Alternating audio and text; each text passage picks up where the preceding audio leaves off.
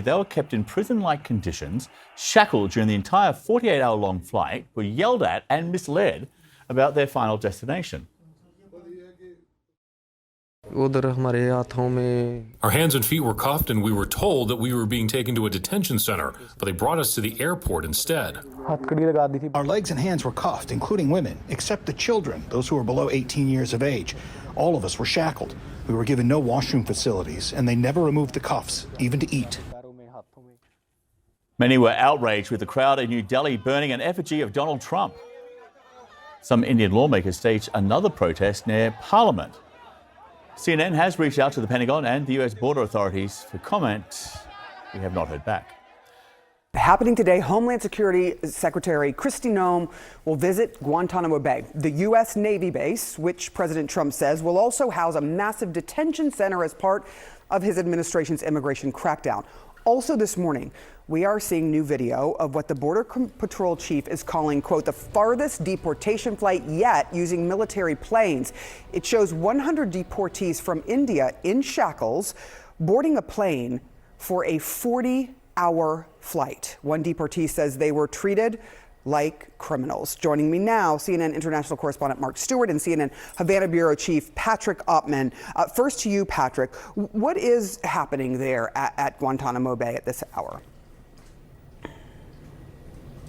Well, this is the highest level visit to the Guantanamo Navy base has seen in years, and we have observed the last few days that a lot of work is taking place at this very isolated U.S. military base here in Cuba, readying the base for potentially thousands and thousands, up to 30,000 migrants. And already there have been about 23 or so that have been brought in the last several days. We've seen a video of them being removed from military aircraft, and that's what Kristi Noem is going to see, how these preparations are going, because there's a lot of work to be done to essentially make tent camps where migrants, supposedly the worst of the worst, will be brought. Kristi Noem has said that these migrants will be afforded all legal privileges, but of course, how long they will be there, no one can say.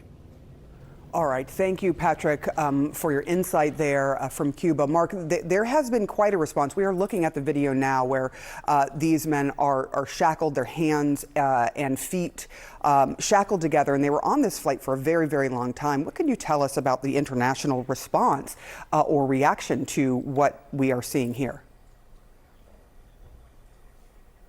Right, Sarah. And as you know, having spent time as a correspondent yourself in India, this is very much becoming a global story, these various movements. The world is reacting. In India on Thursday, we saw very intense protest. At one point, people were burning a statue that resembled Donald Trump in response to the movement of these undocumented migrants, but also amid these claims of mistreatment. Again, this was a flight that lasted about 40 hours. About 100 individuals were flown from the West Coast, made a fuel stop in Guam, and then proceeded to India. Again, according to the government, this is the longest such flight since these operations began. The Indian government has actually weighed in on all of this and said that much of this is protocol, the way this was conducted, but people on board feel otherwise. Let's listen to one man who was on that flight. They had handcuffed everyone, even women. They had put chains on all 104 people. They would not open it no matter what anyone says. If anyone had to go to the bathroom, they would still not open it. They would just open the door and you had to go in no matter how difficult it was.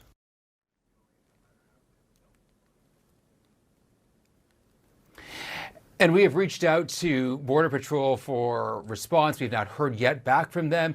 Sarah, this issue of Indian citizens entering the United States illegally has been a big issue in recent years. It will likely come up when Indian Prime Minister Narendra Modi meets with President Trump in Washington next week.